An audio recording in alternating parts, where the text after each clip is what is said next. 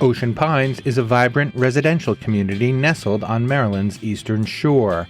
With over 9 miles of waterfront property, amenities like an 18-hole championship golf course and a public yacht club, and a rich history dating back to 1968. Of course, if you live here, you probably already know most of that. And if you don't, it's almost all apparent from your first visit.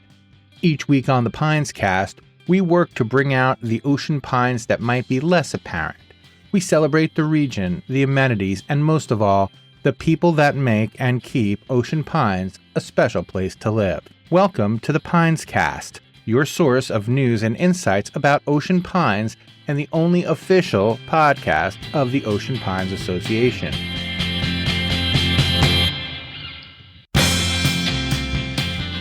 Hi, I'm Tony Russo, and this is the Pines Cast, where we look into all things Ocean Pines. And this week we have a great show.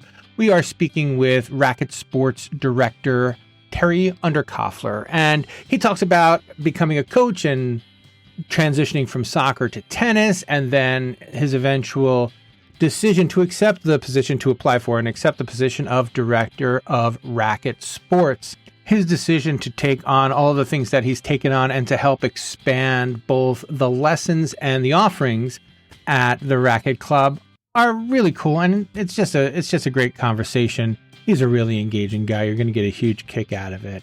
I just want to take a second to encourage you to reach out to us to let us know how we're doing and to tell us some of the things you'd like to hear. You can email me at bytonyrusso@gmail.com. That is bytonyrusso@gmail.com. And if you'd like something read on the air, send it along. If it is appropriate, we will do just that. But now, let's get this conversation with Terry on the road. So you have recently come on as the director of Racket Sports, but you're not new to Ocean Pines. So can you tell me how you got to Ocean Pines, and then we'll get into the Racket Sports bit? I was a school teacher. I was a school teacher and a coach, athletic coach, since 1976. So my wife and I retired from working in Pennsylvania in 2009. We bought a house here in 1999. Wow. With the intention of someday moving here after we retired. And so in 2009, we came down here to live permanently. And I stopped my coaching responsibilities up there, and just basically wanted to keep active. So I was encouraged by somebody I work with at a school. I took a job still teaching and coaching at Worcester Preparatory School. And a colleague there, Larry Morris, who I actually knew from Pennsylvania, encouraged me to start playing tennis at the Racket Center.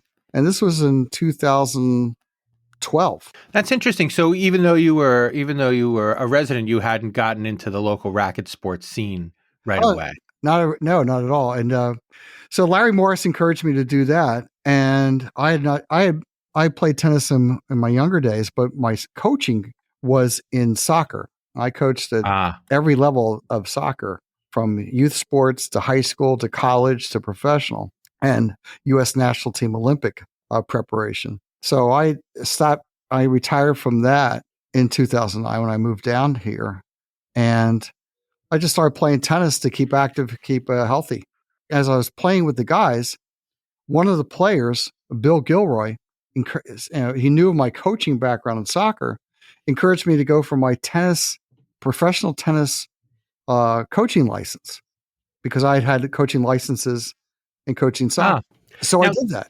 Let's talk about that for a second. So what do you have to do? Well, it's funny because we had Bob Beckelman on earlier this year, and he was talking about, like, the getting the PGA license. So this seems like a similar thing where you have to be able to play at a certain level and then teach at a certain level. Does that sound right? Yes. And so it is a grueling process. The playing level, I played I've been actively playing then, and then starting Ocean Pines, I was playing 5 days a week, sometimes 6 days a week. And so I had to really familiarize myself with tennis rules and tennis strokes. Could be remember, I was a soccer coach and not a tennis coach.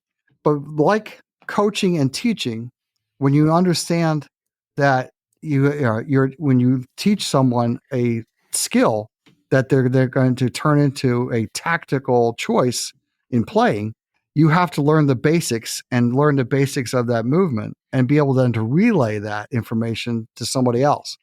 And so because I had 40 plus years of coaching experience in soccer, I could easily relate how to coach to tennis. I just had to learn the mechanics of the strokes.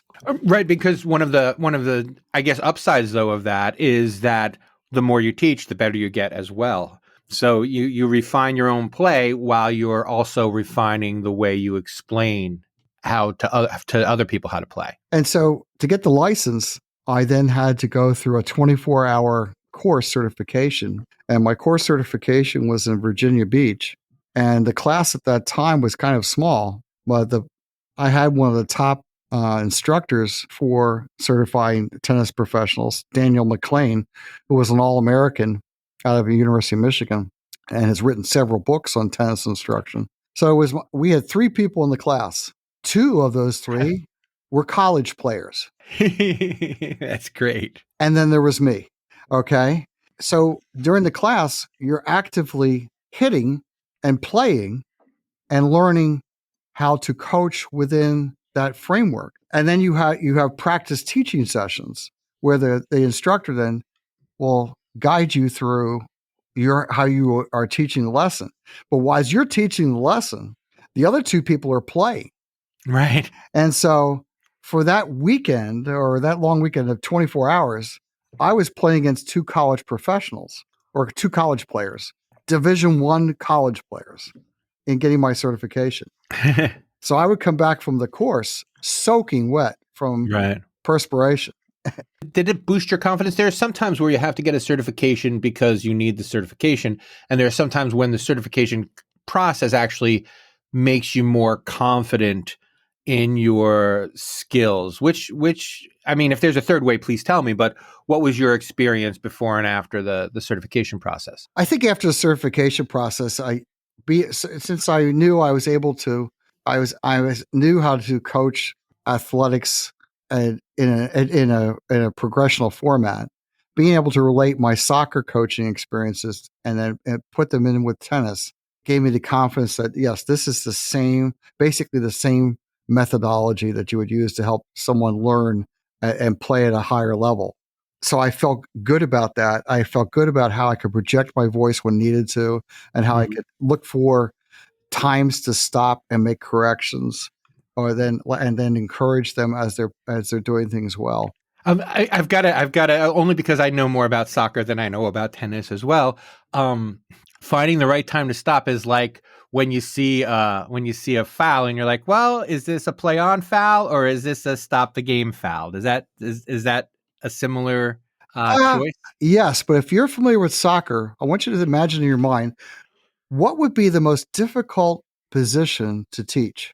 I feel like it's probably goalie. That was my specialty. Well, then, because that's the thing, right? The goalie sees it. He's like for non-soccer and non-tennis listeners, he's like the catcher. He can see the entire field. He can see things developing, and he has to learn to look for things developing. So he has to have the leadership skills of a quarterback or catcher in baseball. He has to have the athletic ability of the best field player that's on the field, but also have the hands of a basketball player, the diving ability of a gymnast, and the mental composure of a tennis player, all wrapped into one. Because as a goalkeeper, if soccer players on the field might make 8 to 10 mistakes a game and it never costs them the game. If a goalkeeper makes 2 mistakes, many times you're losing 2-0. That could be it. Absolutely. And so they have to have a short memory, but they also have to play composed under that kind of pressure. As a person that's teaching goalkeepers to play at a high level, I was responsible for finding elite athletes who fit those descriptions. And so to this day, I still have people that I trained at 13 and 14 playing professionally. That is absolutely fantastic.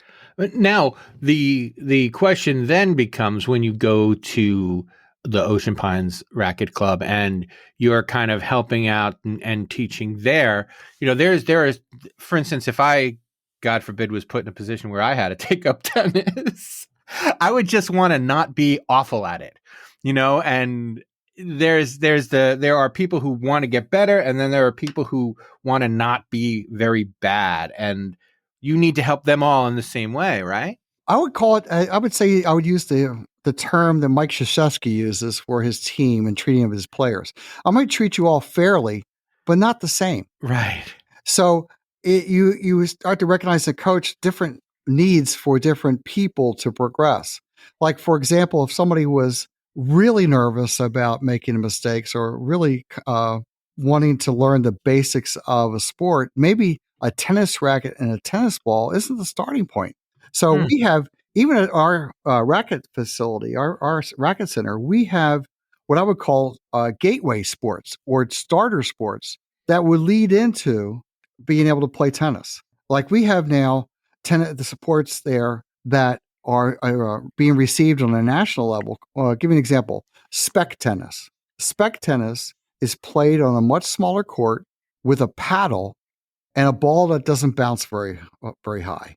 But after after one or two lessons of spec tennis, you're immediately able to start going on court and start playing. And having that confidence that after maybe a lesson, I can just start playing a sport and enjoy myself. Well, that time frame then leads to somebody wanting to come back. And so, can you explain to me how spec tennis makes regular tennis easy? The hand-eye coordination, the swing path, the playing with someone else, knowing that different strokes are required for different bounces in different situations, and just being composed with a ball bouncing in front of you or next to you, or sometimes even behind you, and being able to hit it back successfully. The more you feel successful in getting the ball back, the more likely you'll think, I could do this on a bigger surface. I could put this on a bigger court. That is super cool. So it's almost like playing in sand or I would probably equate it to bowling. Where do you start? Well, you start with putting up the bumpers. Right. Because what? You're not going to have that negative feeling of having a gutter ball. So the ball's going to go down the lane and you're going to knock pins over. And that first thrill of knocking pins over is going to bring you back to want to throw it down the lane again. And of course, when they put the rails up for you, those bouncer things up for you, you don't try to hit them. The idea is not to hit them, and you develop the confidence that whether they're there, like almost like training wheels, like exactly. You don't need them. By the time you don't need them, you don't notice them, and then whether or not they're there isn't material. Correct. And so, spec tennis, timeless tennis, those kinds of activities, platform tennis to a certain degree, those kinds of activities are gateways then to faster, more involved sports than pickleball or regular tennis. I have to say I'm kind of a pickleball hipster because I mean people have been playing pickleball at Ocean Pines for 15 years. Mm-hmm. Easily. I mean, and I just thought, and all of a sudden now you can't turn a corner without walking across a pickleball court anymore. But Ocean Pines also has like a diversity of ages now, even way more than it did when I was a journalist there for a while, and the diversity of age is even greater now than I think maybe it has ever been.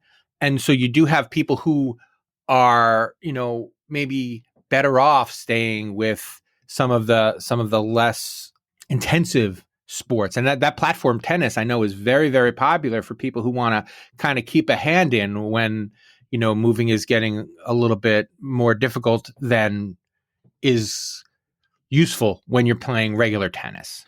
And that's the beauty of it, is that there's a sport at the Racket Center for anybody who wants to move and be active, even with any limitations you may have. Timeless tennis is probably the easiest in that case as far as movement, because you're using a regular sized tennis racket on a very small court with a decompressed tennis ball that doesn't bounce very high, playing with a partner. So you don't And have to I'm move sorry, much. can you explain the setup of timeless tennis? It's Because very much I've never heard of it. it's very much like regular tennis, except it's on a platform court. So you're using regular tennis rackets. You're using what do we call in tennis an orange dot ball, or a tennis ball that it doesn't have quite the compressed air in it that a regular ball does. So it's not going to bounce as high, nor can you hit it as hard. Ah, But so it's a lot of light hitting tennis. But because the court is small and you're playing with a partner, your movement, you don't have to move very much. But you still have the I would say the cheering and the fun of playing with somebody else against two other people and playing a sport. and there's the range of motion action in there. Anybody who has, for instance, just picked up a ball to throw it back to some kids after not having picked up a ball and thrown it back to some kids after a while, you're like, wow, my shoulders don't work on command anymore. Exactly. And even in timeless tennis, you can serve underhand and be able to play it effectively. And that helps a lot of people that have shoulder issues. and and also kind of like it's also kind of a rehab game, right? Can it be used as a rehab game? Am It I out of sure my mind can. there? Absolutely. Same with spec tennis. That can be used as a rehab game. And so I'm going to shift gears a little bit because I don't want to run out of time and I have more questions. We have you've been working as a tennis coach at Ocean Pines, a tennis pro. I don't know the way to put it. And then more recently, you elevated to a higher position. Can you talk about that transition and what surrounded all of those moves? I was the head tennis professional, and I for the last 5 years. So I was the main person in charge of giving tennis lessons there. And then when the position opened up for director this past winter, I was curious as to what the job would entail. I am retired. I taught for 44 years. I coached for 46 years. So I wasn't keen on jumping back into a 40-hour work week and being full time. Right. But I wanted to find out what Ocean Pines was thinking. So I sent an email to Josh Davis saying that I might be interested in the position depending upon the parameters. And so he had a conversation with Mr. Viola, and I was brought in. I talked about Mr. Viola talked about the structure in which he was going to shape this job, in which he had uh, support pieces in place, people in place that I didn't experience before, that would greatly enhance me doing the job without feeling that I had to put in 80 plus hours a week or 80 plus hours a pay period to do. We have somebody from Public Works, Nobi Violante, who was my liaison to Public Works and infrastructure needs. I have Ruth Ann Meyer, who's a liaison with the bookkeeping and the memberships and our costs and business side. I have Debbie Donahue, who's in charge of tournaments and events. Having those three people there to help with that kind of all those things that go with the job, along with Josh and his staff with public relations and getting the word out to people about our special programming and events and things, gave me the support structure that I felt I could be successful in. And that's kind of like a really interesting transition that I'd like to talk about. Thinking about going from coaching soccer to playing tennis to learning how to play tennis to learning how to teach tennis. And now going from running the tennis section to learning how to run the racket division, which is kind of like looking around and saying, okay, you're doing this a little bit differently than is most effective. Maybe try something this. So is there a relation there, or is that just something I made up in my mind? Well, from my sports background, I know that if I want to have a successful team, I have to surround myself with good people. So John puts that team in place for me for my backbone. Then what I want to have is a strong instructional staff that could deliver a diverse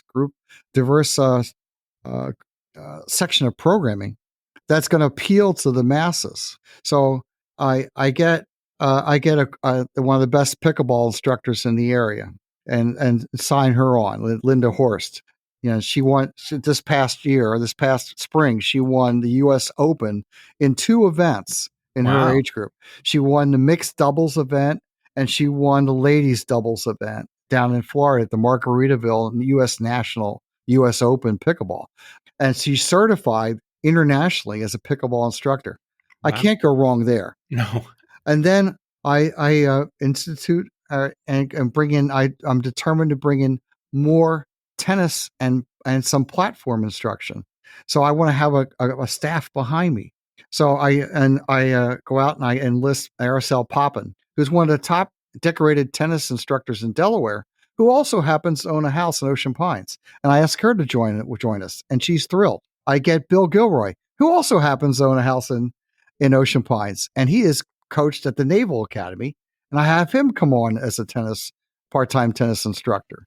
And then Rick Fulber, who recently retired from 40 West Tennis Club, who has taught tennis for over 35 years outside of Baltimore, he recently purchased a home in the park in Ocean Pines, and he reached out to me, and he wanted to offer tennis lessons and platform lessons. So I jumped on it. So now by having a really strong staff who can provide a diverse group of programs, clinics, and offering lessons, now what we had is now become much stronger.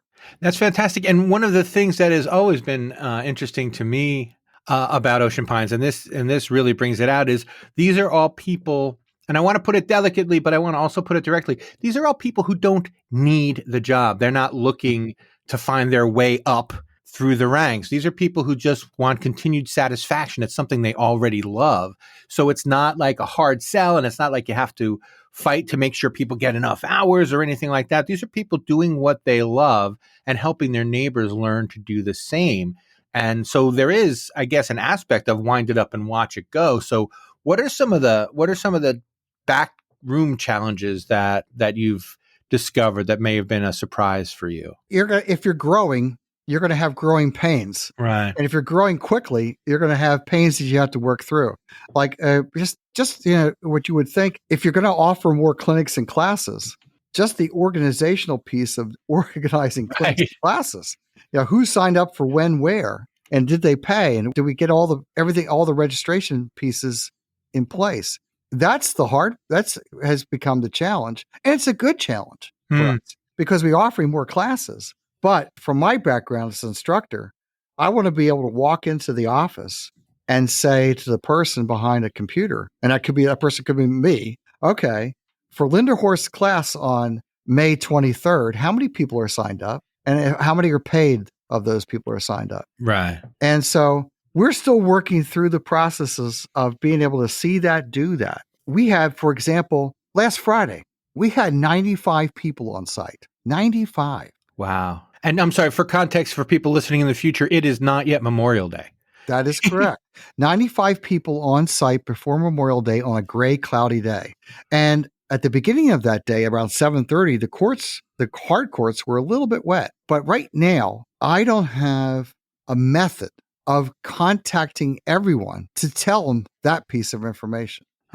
So my challenge is, how can I communicate to all the members that the hard courts are wet, the clay courts are immediately playable, and the hard courts will be good to play in like 45 minutes. Let's say by 8:15, we should be good to go. And that's the challenge. That's something that I want to be able to communicate to all the membership.